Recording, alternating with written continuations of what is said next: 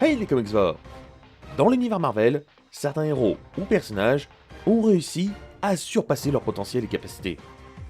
Ils ont atteint un niveau de puissance si élevé qu'ils sont devenus capables de rivaliser avec les plus grandes entités cosmiques, voire de les surpasser. Aujourd'hui, nous allons découvrir cette nouvelle forme ultime parmi les plus impressionnantes de tout Marvel.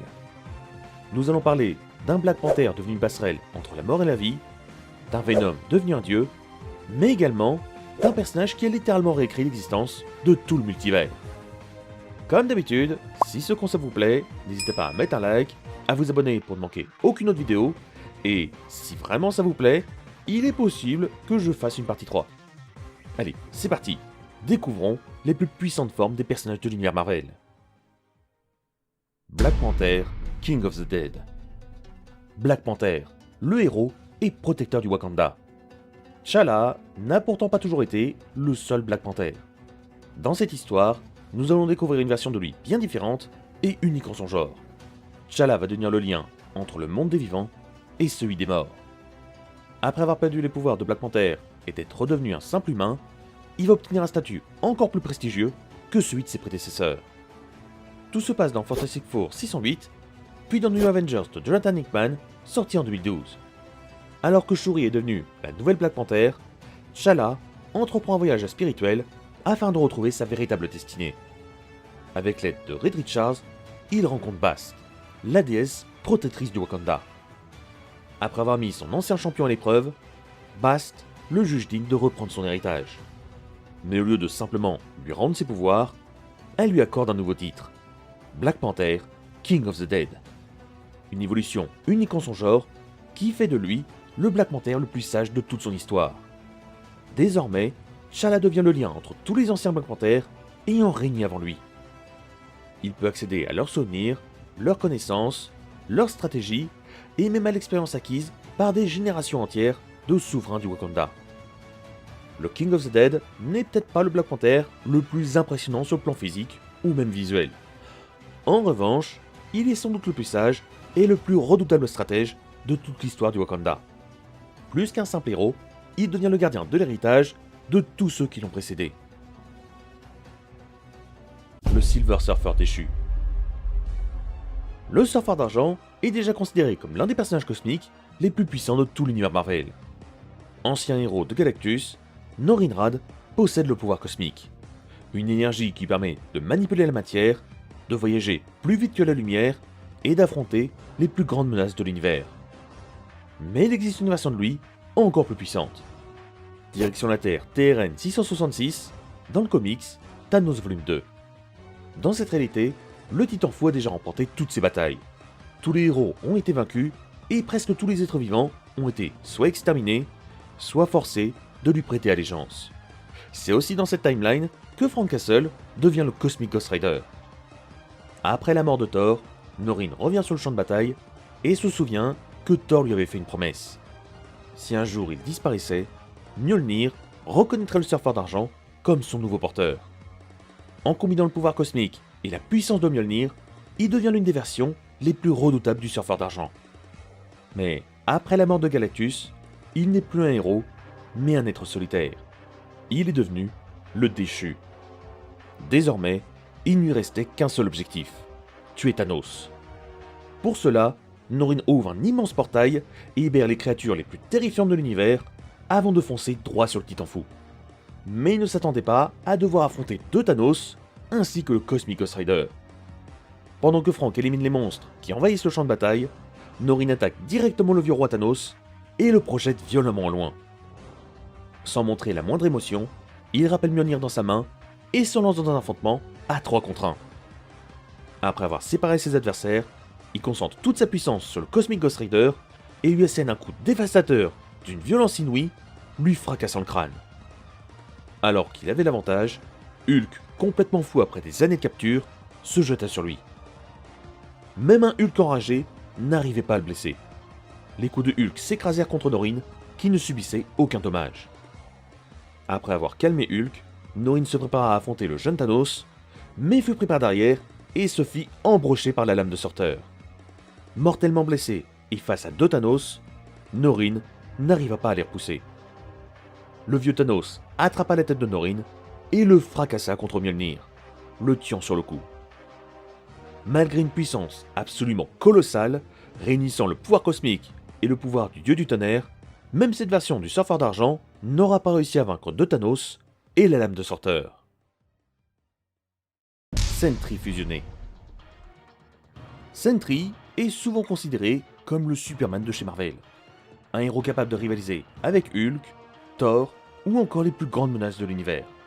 Pourtant, sa plus grande faiblesse n'a jamais été un ennemi, mais lui-même.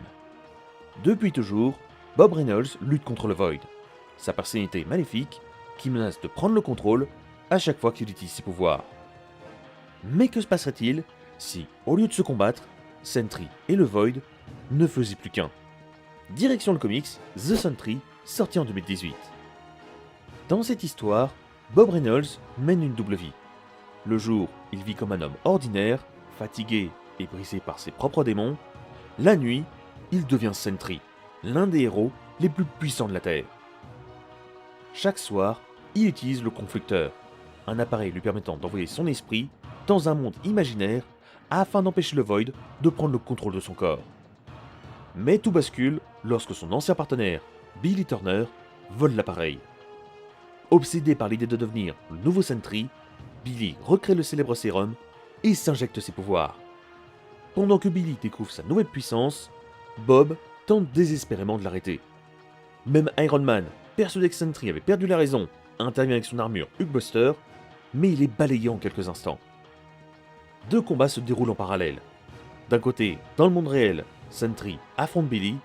Pendant ce temps, dans son univers imaginaire, Bob Reynolds est poursuivi par ses propres cauchemars. Acculé de toutes parts, Bob comprend enfin une vérité qu'il refusait d'accepter depuis toujours. Il ne pourra jamais vaincre le Void en continuant de le rejeter. Pour la première fois, il lui demande son aide. Et contre toute attente, The Void accepte. Au lieu de continuer à se déchirer, Bob Reynolds, Sentry et The Void fusionnent enfin en une seule et même entité. Désormais parfaitement unifié, Sentry ne lutte plus contre sa part d'ombre.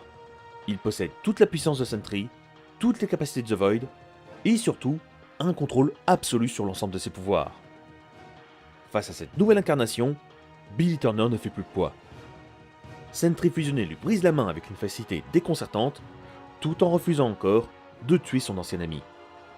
Mais le sérum, qui était instable, finit par se retourner contre Billy. Son corps commence à se liquéfier, incapable de supporter une telle puissance. Comprenant qu'il n'existe plus aucun moyen de le sauver, Bob met un terme à ses souffrances en lui brisant la nuque. Craignant que cette nouvelle version de Sentry devienne incontrôlable, les Avengers interviennent immédiatement. Pourtant, aucun d'entre eux ne parvient à le ralentir, ni même à le blesser. Sentry fusionné est devenu bien trop puissant pour être maîtrisé. Refusant de mettre ses amis en danger, Bob choisit alors de quitter la Terre. En fusionnant avec The Void au lieu de le combattre, il élimine sa plus grande faiblesse et atteint enfin la totalité de son potentiel, faisant de cette incarnation la forme ultime de Sentry. Professeur X, Witch King. Charles Xavier, le leader des X-Men, est connu pour sa sagesse, sa bienveillance et son rêve d'une coexistence pacifique entre humains et mutants. Mais que se passerait-il si le plus grand télépathe de chez Marvel avait abandonné ce rêve pour devenir un roi sorcier tyrannique? Direction le comics Extreme X-Men volume 2 numéro 9, sorti en 2013. Dans cette histoire, nous suivons une équipe de héros voyageant à travers le multivers avec une mission bien particulière. Éliminer plusieurs versions maléfiques de Charles Xavier avant qu'elle ne menace l'équilibre de toute la réalité. En arrivant sur la Terre 13059, les héros découvrent un monde plongé dans un univers médiéval sombre et chaotique. Dans cette réalité, Charles Xavier n'a jamais fondé les X-Men. Au lieu de devenir un professeur, il est devenu un roi sorcier, dirigeant une immense armée de monstres, régnant sur son monde comme un véritable tyran. Grâce à la combinaison de ses immenses pouvoirs télépathiques et de sa maîtrise des arts mystiques, aucun héros n'avait encore réussi à le vaincre. Avec l'aide de la résistance locale, les voyageurs du multivers élaborent un plan pour mettre fin à son règne. Lors de l'assaut contre la forteresse, le Witch King attaque Dazzler et plonge dans son esprit. C'est alors qu'il découvre l'existence d'un autre Charles Xavier, celui qui accompagne les héros. Avant que le sorcier ne puisse achever Dazzler, la version de ce monde libère toute la puissance de ses pouvoirs sonores dans une ultime attaque, sacrifiant sa propre vie pour le vaporiser.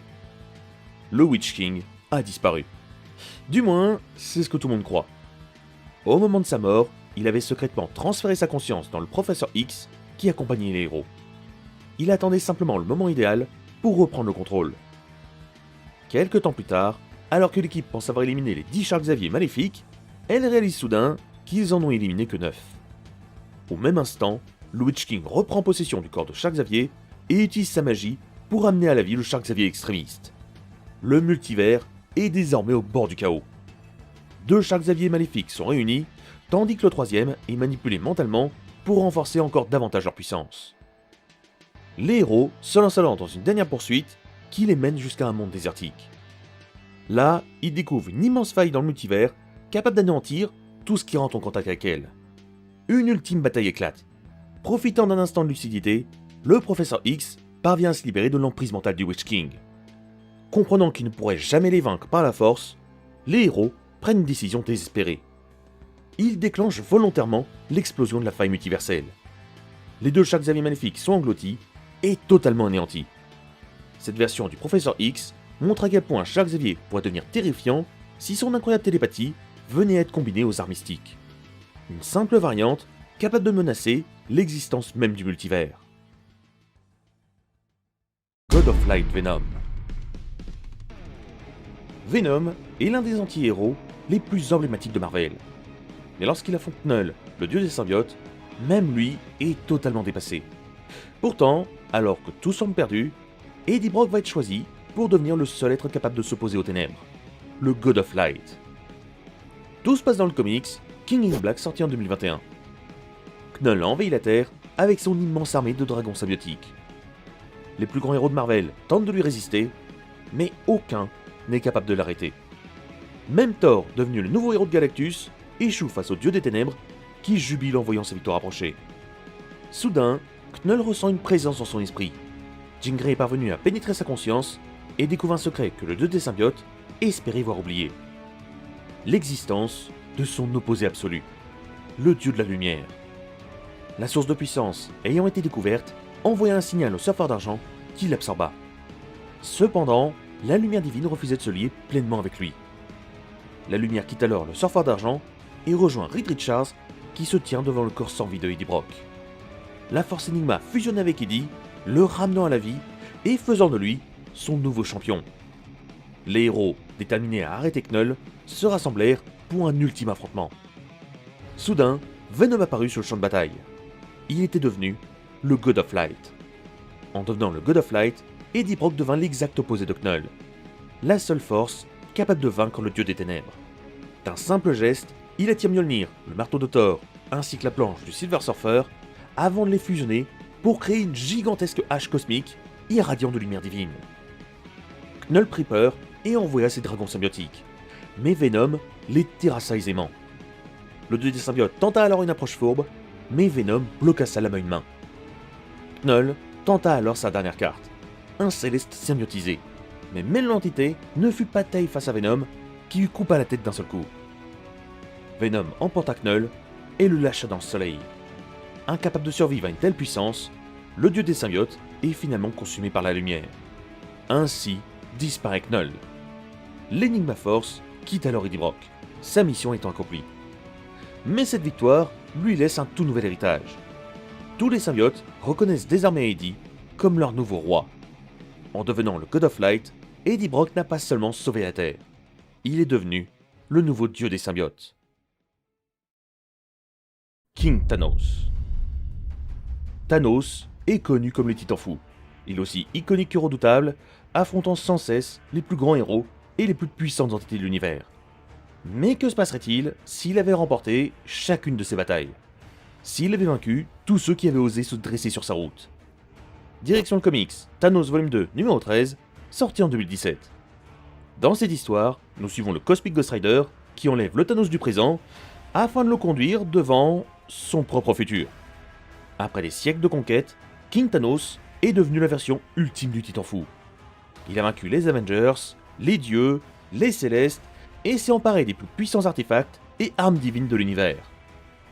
Mais après avoir gagné tous ses combats, il n'a plus personne à combattre. Pour prouver qu'il est bien son futur lui-même, King Thanos révèle au jeune Thanos son véritable nom, Dione, un secret que presque personne ne connaît. Comprenant enfin qu'il ne s'agit pas d'un imposteur, le jeune Thanos accepte de l'écouter. King Thanos lui annonce alors qu'il lui reste qu'un dernier ennemi à vaincre, le Déchu. L'ancien héros de Galactus, devenu digne de porter Mjolnir, tout en conservant le pouvoir cosmique. Malgré toute la puissance du Cosmic Ghost Rider, l'ancien surfeur d'argent élimine tout ce qui se dresse sur sa route et brise le crâne du Ghost Rider. Alors que le surfeur venait de calmer Hulk, King Thanos profite d'un instant d'inattention pour empaler son dernier adversaire sur la Twilight Sword de Sorter, avant de lui écraser le crâne contre Mjolnir. Son ultime ennemi est enfin vaincu. Mais le jeune Thanos comprend alors que ce n'était pas la véritable raison de sa présence. S'il a été amené jusqu'ici, ce n'était pas pour aider son futur lui-même. King Thanos voulait simplement affronter la dernière personne encore capable de lui offrir ce qu'il désirait le plus. Une mort digne pour enfin rejoindre sa bien-aimée. Les deux titans s'engagent alors dans un affrontement d'une violence extrême où aucun des deux ne retient ses coups. Affaibli par les siècles et par son précédent combat, King Thanos finit par être vaincu. À genoux, il supplie alors son jeune lui d'en finir. Mais contre toute attente, le jeune Thanos refuse. Il préfère laisser cette version de lui-même agoniser plutôt que de devenir cette version de lui qu'il trouve pathétique. Avant de repartir dans son époque, grâce à la pierre du temps, il lui fait une promesse. Il ne deviendra jamais comme le King Thanos. Abandonné, blessé et désormais seul, King Thanos implore enfin la mort de venir le chercher. Mais la mort refuse. Elle lui révèle que le véritable vainqueur est le jeune Thanos. Privé de tout espoir, King Thanos voit alors sa propre réalité disparaître peu à peu, effacée du temps. Après avoir conquis l'univers entier, le titan fou découvre que finalement, sa plus grande défaite n'était pas face à un héros, mais face à lui-même. God Emperor Doom. Le Docteur Doom est déjà considéré comme l'un des plus grands génies de Marvel. Mais lorsqu'il parvient à s'emparer du pouvoir des Beyonders, il ne devient plus seulement un super vilain, il devient un dieu. Direction le comics, Secret Wars sorti en 2015. Dans cette histoire, le multivers est en train de disparaître. Les différents univers entrent en collision les uns avec les autres, et plus personne n'est capable d'empêcher la destruction de toute la réalité. Même les plus grands héros de Marvel comprennent que la fin est inévitable. Mais Doom refuse d'abandonner. Avec l'aide du Docteur Strange et de Molecule Man, il met en place un plan aussi fou que génial. Les Beyonders, des êtres responsables de la destruction du multivers, sont attirés dans un piège. Leur immense pouvoir est alors absorbé par Doom. Victor Von Doom devient littéralement un dieu. Plutôt que laisser le multivers disparaître, Doom rassemble les derniers fragments des différentes réalités et crée un nouveau monde, le Battle World. Une planète gigantesque composée de centaines d'univers fusionnés. Chaque royaume possède ses propres héros, ses propres lois et sa propre histoire. Et au sommet de ce monde se tient Victor Von Doom, désormais connu sous le nom de God Emperor Doom. Tous les habitants le considèrent comme leur créateur, et personne n'ose remettre sa parole en question. Même les différentes versions de Thor sont devenues sa garde personnelle, chargée de faire respecter son autorité à travers le Battle World. Grâce au pouvoir des Beyonders, Doom peut remodeler la réalité selon sa volonté. Créer des montagnes, modifier des continents, ressusciter les morts, ou même faire disparaître n'importe quel ennemi d'une simple pensée. Lorsque Thanos ose le défier, le God Emperor Doom lui arrache littéralement son squelette de son corps en une seule attaque. Même le titan fou ne peut rien faire face à lui. Plus tard, Cyclope, possédé par la force Phoenix, tente lui aussi de l'arrêter. Mais Doom le désintègre presque instantanément. Pour la première fois, il n'existe pratiquement plus personne capable de rivaliser avec lui. Pourtant, malgré toute cette puissance, Doom cache un lourd secret. S'il a bien sauvé ce qui restait du multivers, il a également façonné le Battle World à son image. Il s'est créé le monde parfait dont il avait toujours rêvé, et il a volé la famille de Mr. Fantastic.